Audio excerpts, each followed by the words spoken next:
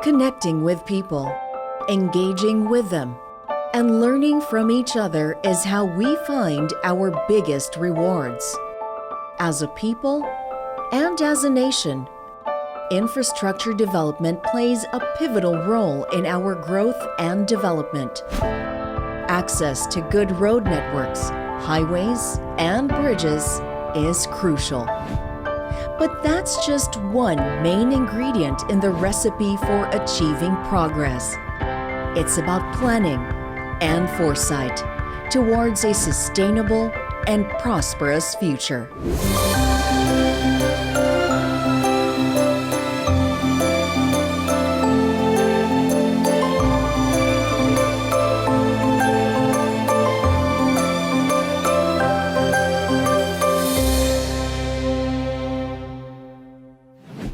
It's the aroma of strength, a characteristic that embodies the Filipino people. Wake up and smell Barako coffee. Once upon a time, Batangas was known as the coffee capital of the Philippines. Back in the 1800s, the Philippines was among the top exporters of coffee beans in the world. But that was then. While no longer a leading coffee producer, the Philippines is still the only country that grows all four main coffee species. The native Liberica, or Barako bean, is one of them. But it has a high extinction risk, accounting for less than 2% of commercially produced coffee worldwide. Still, there are enthusiasts who want to see the once thriving industry bloom again. Pagka mga taga-ibang lugar pupunta dito sa Batangas, order agad sila ng Kapeng Barako. Isa lang ang Barako, itong Liberica. Itong Barako, kompleto ang aroma, ang lasa, distinct talagang naiba. Ito yung para saan yung pinakamasarap sa lahat ng nating mangkukape. Unang-una sa lasa, tapos yung bango niya, yung hahanap-hanapin mo talaga. Nung bata pa ako, lagi akong sinasama ng lolo doon sa kanyang kapihan. Sabi niya sa akin, paglaki mo, magtanim ka rin, pagkatapos kung may pera ka, bumili ka ng lupa at huwag kang gagaya sa iba na umaasa lamang sa kapitbahay. Nung nasa serbisyo ko, inisip ko nang umalis at ako'y magtanim na lang ng kape. So noong 1986, nagsimula akong magtanim ng kape. Ang dati kong tanim ay robusta. Napakamura ang kape noon, 25 pesos ang isang kilo. Ang production cost ko ay 40 pesos, kaya tinaniman ko ng mangga yung aking plantation. Pagka may lilim, hindi nagbubunga masyado ang kape. Pinutol ko na yung aking mga kape. Tapos mangga na lang, pagka nadaan ng bagyo, wala nangyayari, pinutol ko na rin ang mangga. Ngayon, nung panahon ni Oka Gosos, na mayor namin, ginagawa akong chairman ng Lipa City Coffee Board. Hindi ako naniniwalang mayroong Kapeng Barako. Ang ginawa ko, pinalibot ko yung mga barangay sa Lipa. Isang barangay ang pinagkunan ko doon sa Talisay. At for 2 years, binibili ko yung mga bunga noon. At ako'y mayroong nursery, nagpuproduce ako ng seedling. At yun ang pinagsimula ng mga pagtatanim ko.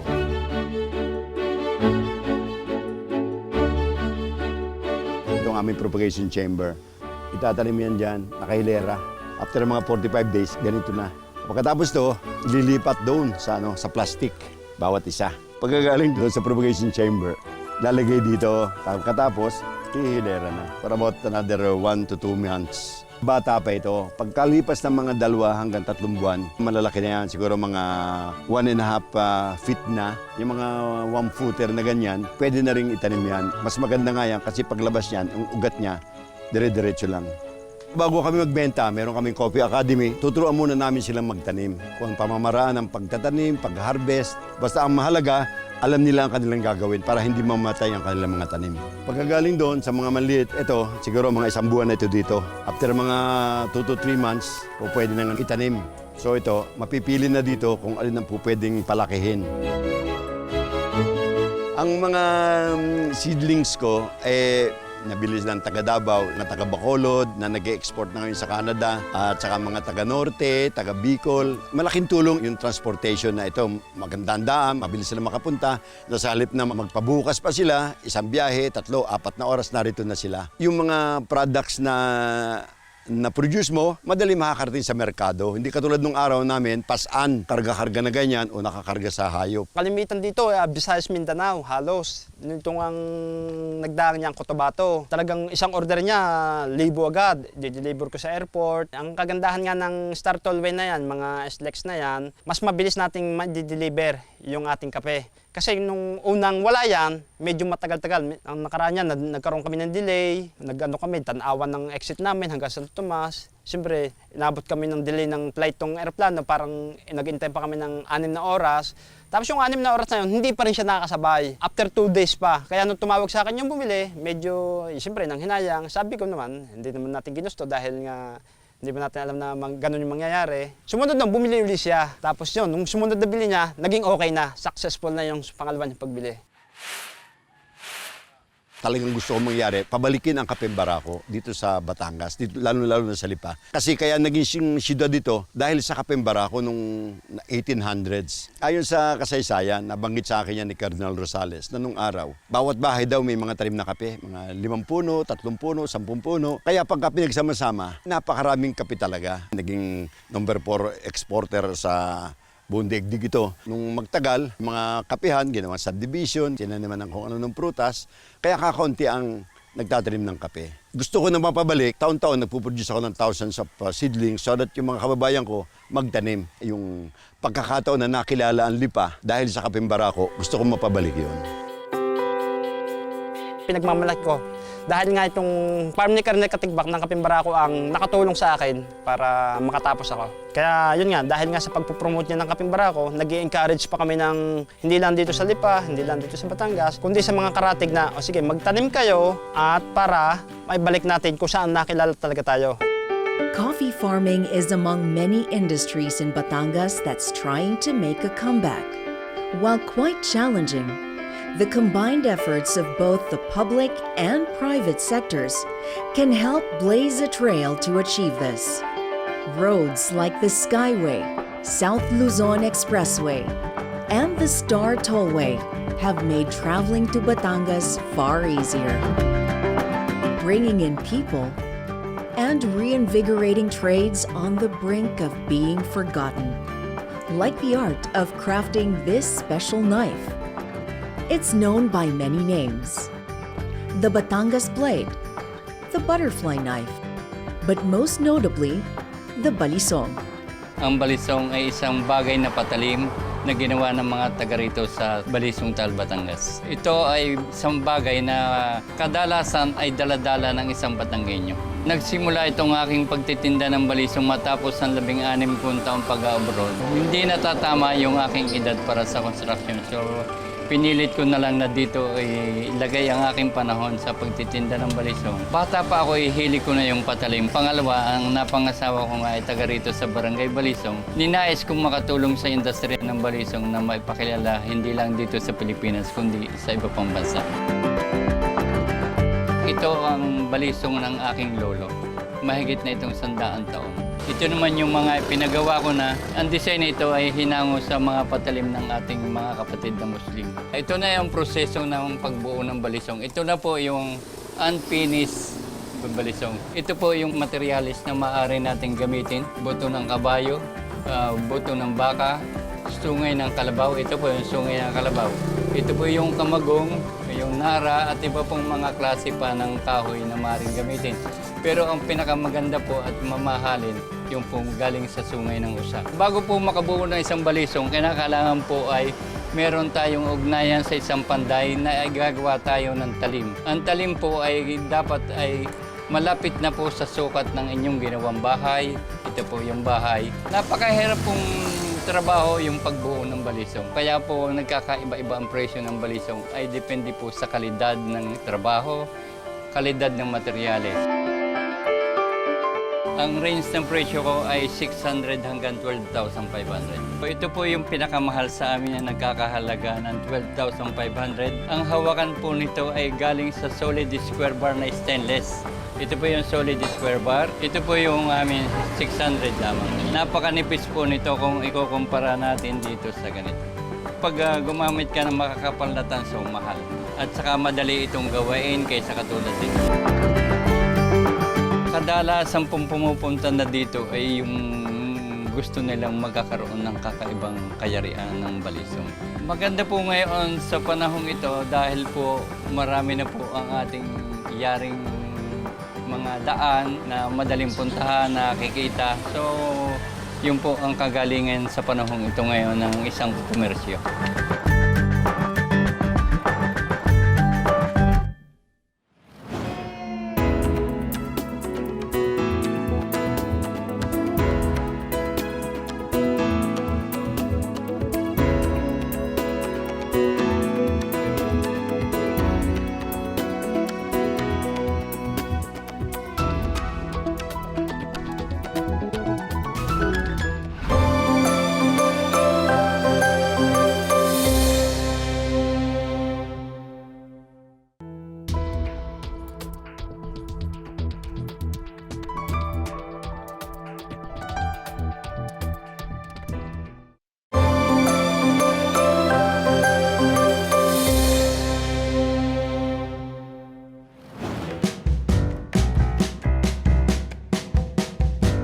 Another reason why people come to Batangas is the food.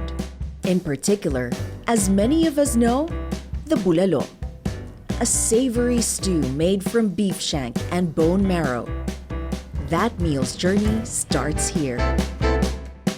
Ito kasing maliit na bayan ng Padre Garcia, kilala siya as cattle trading capital ng Pilipinas. Pagka nakaisip tayo sa bakahan, isip agad nila Batangas. Pagka Bulalo, Batangas. Dandan, nagmamadali na. Itong business na to is nakagisnan ko na. 8 to 10 years old, nakakasama ako ng father ko sa pagbiyahe-biyahe sa Bicol, Pangasinan. Kasi doon kami usually kumukuha ng source ng cattle na siya namin dinadala dito sa Padre Garcia para ipagbili. Ganun kasi ang sistema ng business namin, trading.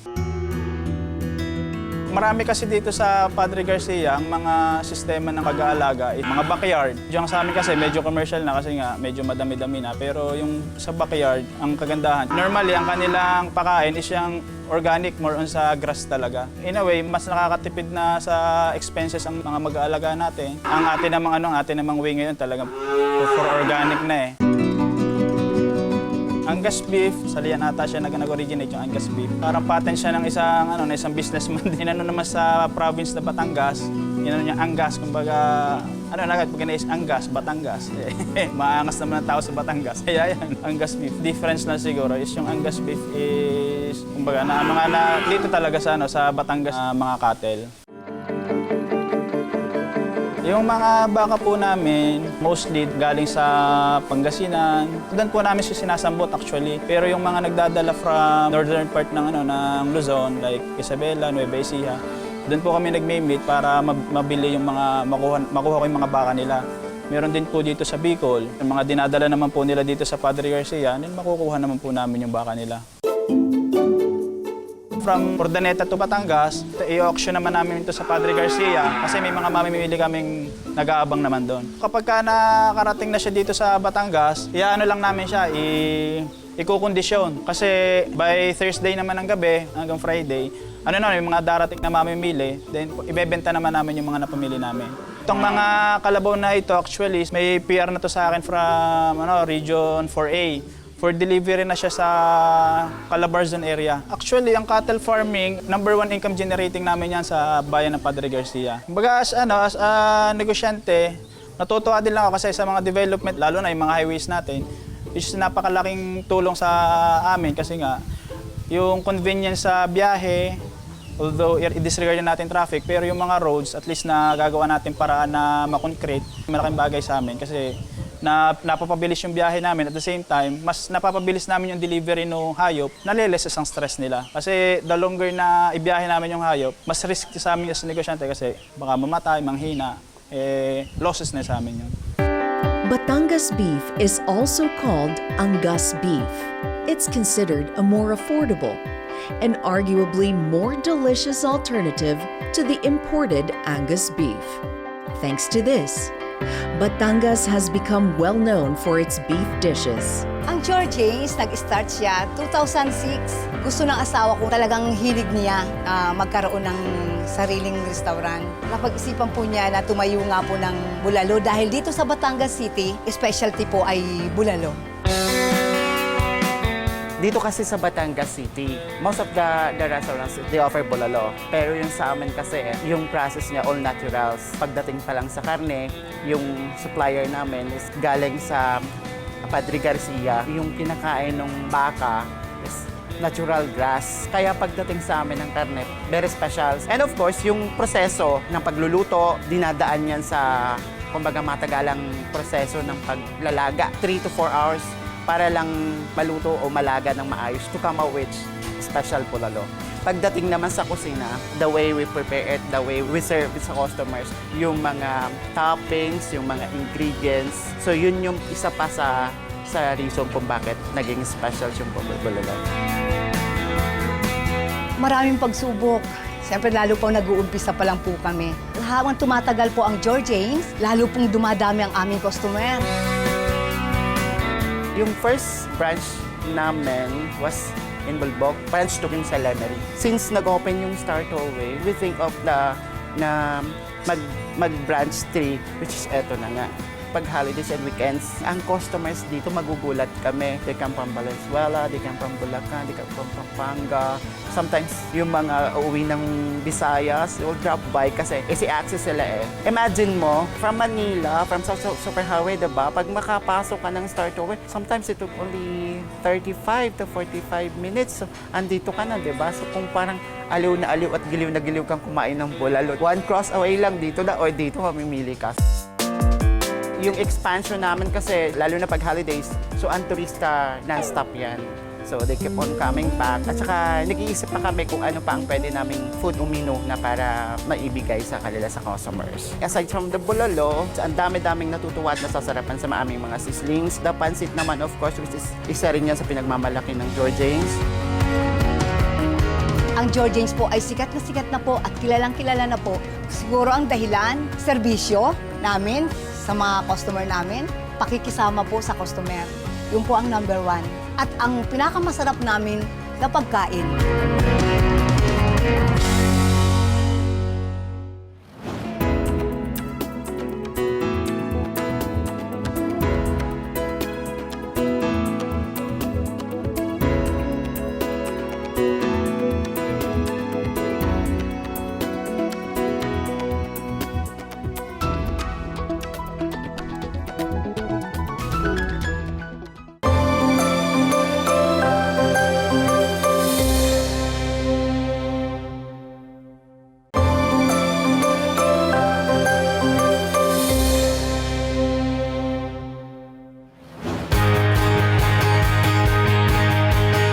As an archipelago, our country's sands and waters are like no other.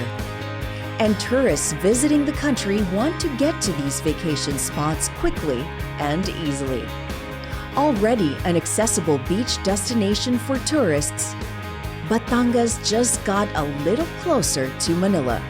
With improved roads, travel time has been cut to just a handful of hours. I think it's really the location of Batangas. We're so near Manila, and even by plane ride, if you come from the NAIA, it is only 1.5 hours. Access is very important in tourism. How do we get to Batangas? It's really the road network that helped us. Is really the connection of SLEX and also StarToll. And you know, StarToll, when it was completed in 2010 and additional exit station in 2014. It allowed entry points to different towns in Batangas and especially to 7 exit points. I can recall from 2016 to 2019 now, steadily we had 20% increase of tourism arrivals in 2016 and 2017. But I think with more tourism campaigns, especially social media, and digital marketing, it really went up in 2018, which made us now number 3. And we attribute it to the good network of the roads and also information being given on online. Because with that, we had a lot of weekenders. We're number 1 in day trips in Calabar Zone and also overnight stay. So for 2018, we had 11 million for day trips. If you add that now, it's almost middle of the year, we already have around 15 million. The most well-known beach destination in Batangas is La Ia in San Juan. Over the years, it has become home to many resorts. One of the very first to set up shop here is the Kabayan Beach Resort. Its owners have personally seen La Ia flourish. Kabayan Resort started around 1997. It was a family-owned resort. My parents started to think about retiring since my dad was originally from here and his father and his grandfather, he thought of settling here. We started this resort, which initially had 2 cottages at the start and the pavilion. Kabayan Beach Resort was one of the first resorts here in La Ia. During our inception, it was hard because there was practically no marketing geared towards to tourists to come here. It was really hard to entice people to come over, especially with the highways not being built well. Way back, there weren't that many tourists. It was only few and far in between. So as the development started through the years, more and more people came here. And then there are a lot of other resorts that started cropping up around the area, around the beach line, the coastline. Everybody has different market niches. I think we can provide or accommodate people from all walks of life. Everybody has a little something for them. Aside from the normal, the usual accommodation, we also have water sports also. What makes us unique, we believe talaga that traditional Filipino values and culture na, let's say there's an outing, we actually let our guests bring their own food. We let them cook. We have cottages here that are really built for huge families. We actually encourage people to just bring their food or they cook. There is also an option for them to buy their food na lang also here in the resort. And then from there, we got well known because of affordability of the place and the food that we serve. Slowly, through the years, it expanded. We were able to get the adjacent lots wherein we built cottages to accommodate people. We actually partnered with a shirt company that makes souvenirs for us. We sell them also here in the resort as part of it. And with visitors coming, big and small businesses have an opportunity to accelerate growth. One of the reasons why there are many tourists coming here now is because, first of all, the roads were developed, the highway was finished. Also, there have been a lot of other resorts catering to different market niches that have cropped up through the years. Here in La Ia, San Juan, we think that we have almost all the bases covered. That's why a lot of people, a lot of tourists come over here. The highways are better now. They have made the Calabar zone connecting between the SLEX to neighboring towns of Batangas. Actually, I think that really helped also. If you build roads, people would come. Where there are roads, investments would flourish. I believe in building bridges, building roads. It's a necessity in any developed country or developing country to be able to connect municipalities, towns, may it be sitios, may it be barangays, may it be townships or cities. It's very important. Tourism can only be possible if there's access.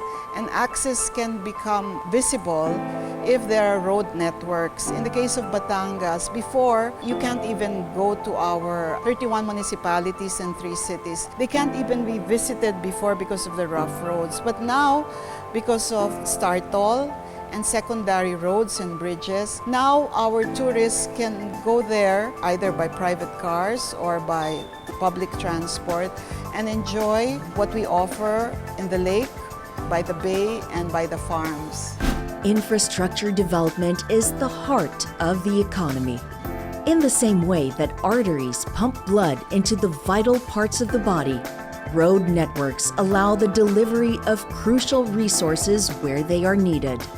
That's where success lies, in creating connections, in building bridges.